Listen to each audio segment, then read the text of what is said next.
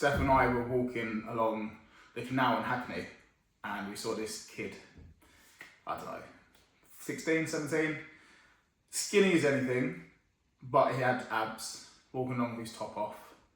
And I told Steph as we was walking, I was like, he's tensing his abs as he's walking towards us. The reason I know that is because I used to do that. I was cringe as fuck back in the day. Because I was super lean when I was boxing, my abs were always pretty dominant in my physique. They were well trained, they were well developed. Obviously a boxer's core needs to be quite strong. You're doing an endless amount of setups, so my body responded well to that.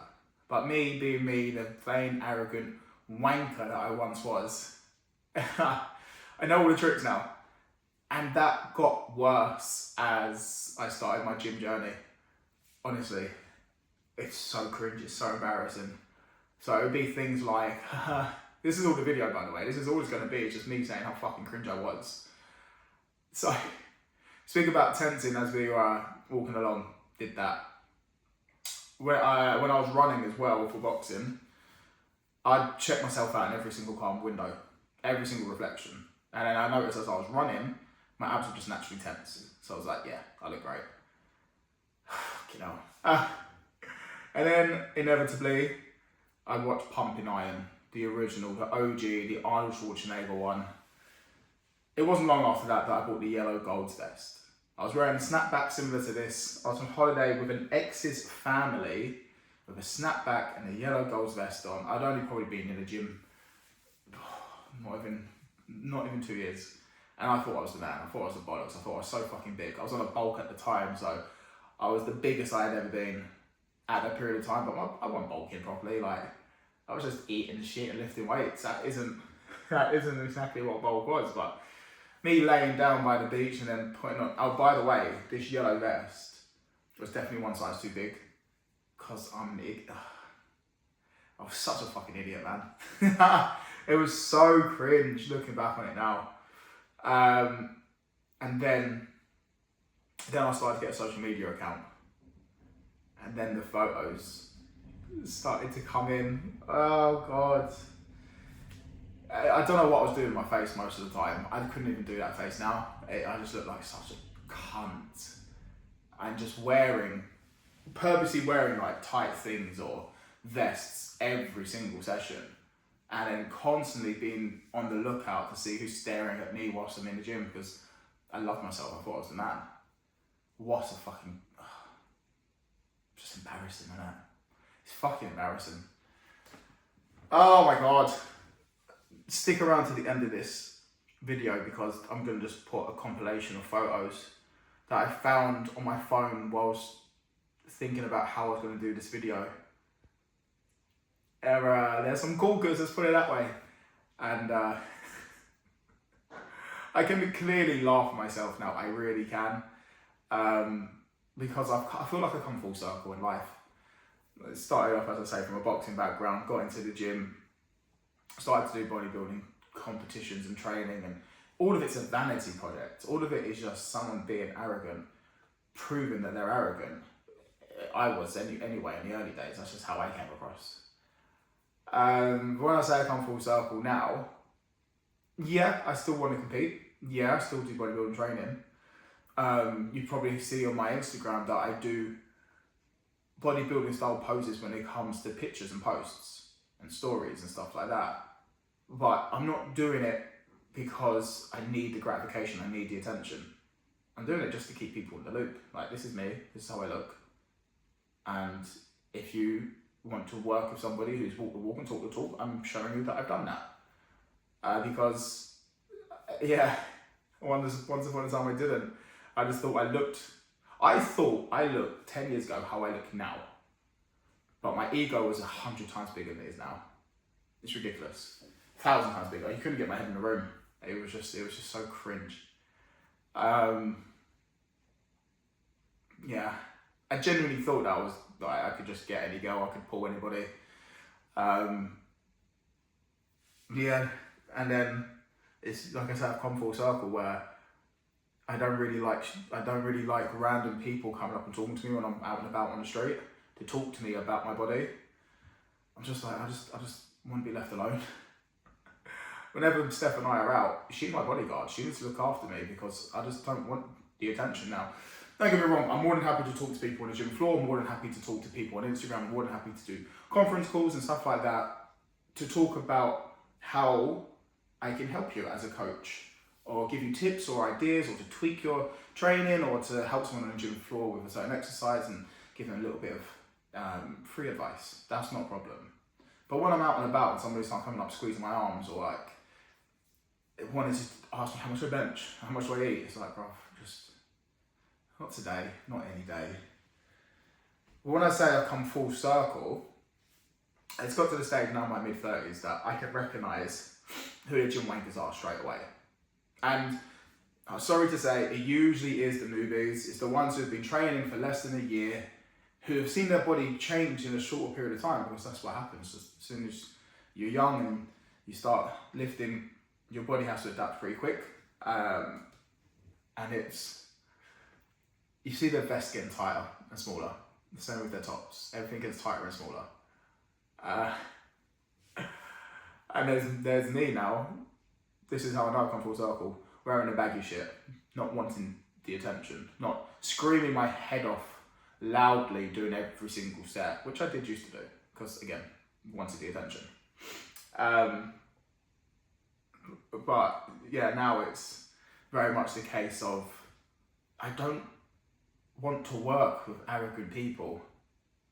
I want to work with people who are willing to listen, who are willing to learn, who are willing to push themselves, who are willing to do things correctly and listen to somebody who's been there, done that, walked in their shoes, but can make them walk in a better path.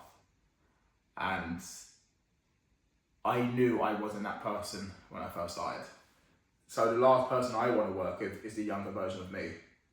I want to work with people who actually need some encouragement to believe in their physique, rather than people that need to be pulled down a peg or 5 in my case. It's yeah. It is funny how life goes, right? Like 10 years ago, I never would have thought I'd be on YouTube making a video talking to whoever's listening.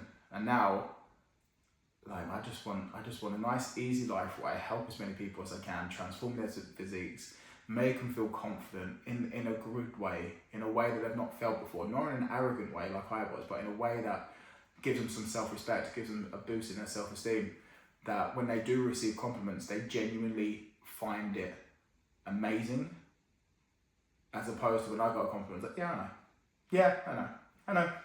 Yeah, you're welcome for, looking at this. Like, I don't want that. And I see, I've recently changed gyms, because the old gym I was at, there was a couple of people in there that were the cringy, arrogant cunts that I can't stand. And it's just, mate, I just cannot be around them anymore. Because there's stupid shit that starts at their mouth as well. Like, they know everything when it comes to training and nutrition. I know a damn side more than them, a hell of a lot more than them. But I don't know everything.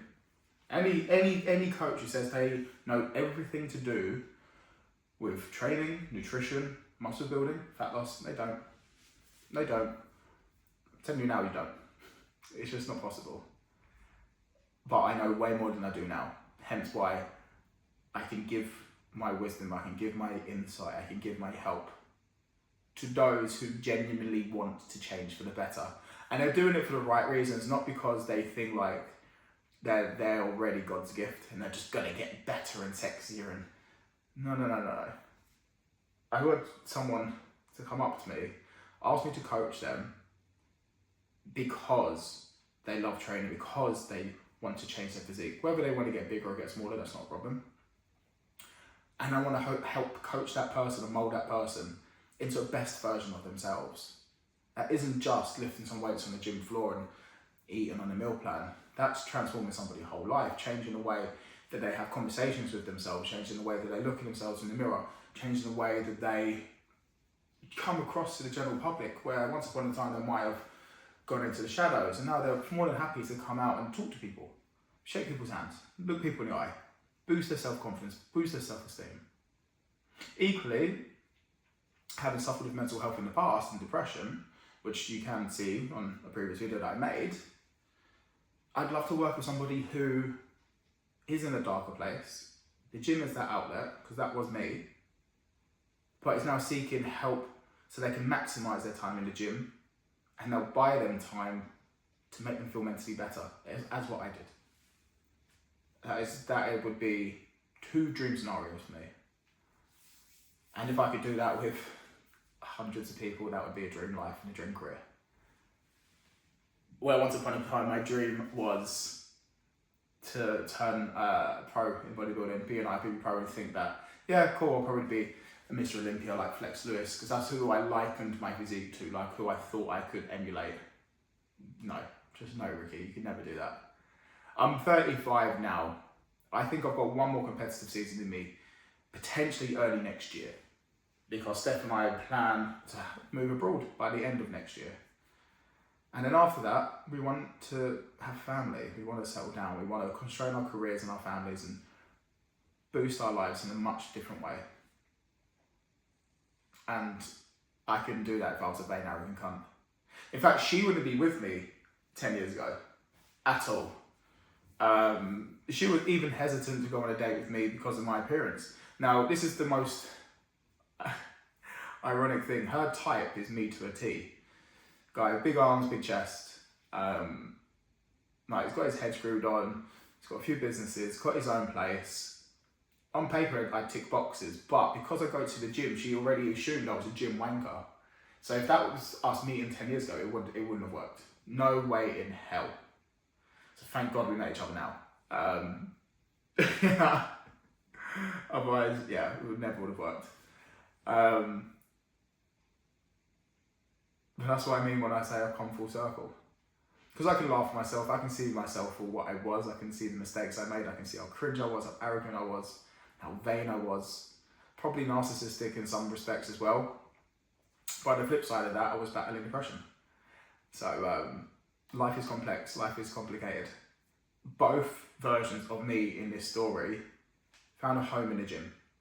One used it as a distraction, and one used it to build an artificial persona of how great he is. This quickly faded, and I had to deal with this. I had to get rid of the arrogant side of me. I had to drop my ego. I had to drop my ego, in fact, to get help for my mental health, because I thought I could do it alone, and I couldn't. And then the time on the gym floor allowed me to make time for this, to sort out the depression. So I have not been depressed for, I think, coming up 5-6 years now. And I'm not a vain, arrogant wanker anymore. I promise I'm not. And to prove that I am not, like I said at the start of the video, there's going to be a compilation of all the cringy fucking things that I did, photos-wise. I can't even finish a sentence without fucking getting annoyed at myself. It's embarrassing. But hey, I'm here because it shows you can laugh at me, you can laugh with me. I'm always here for a laugh and a joke. I will take the piss out of people back, but I always encourage it too. It has to be a two-way street. So if you are watching this and you're having a laugh, you're having a giggle, and you're one of the 2 dream clients that I mentioned, or a potential client because you genuinely want to change your physique and you want to work with somebody who gives a fuck, who has been on a journey as well, then expect it to be a 2-way relationship. We will have a laugh and a joke with each other. I will get serious as well. I will hold you accountable to your shit. If you fuck up, I will tell you and make you do better. I will coach you to be better. I will coach you to be better as a person, not just as an athlete. And there will be a lot of piss taken along the way. Because if there's not, what's the fucking point if you can't have a laugh and a joke? Okay? So please laugh at everything you're about to see. Man. I hope you enjoyed this one. Fuck my life.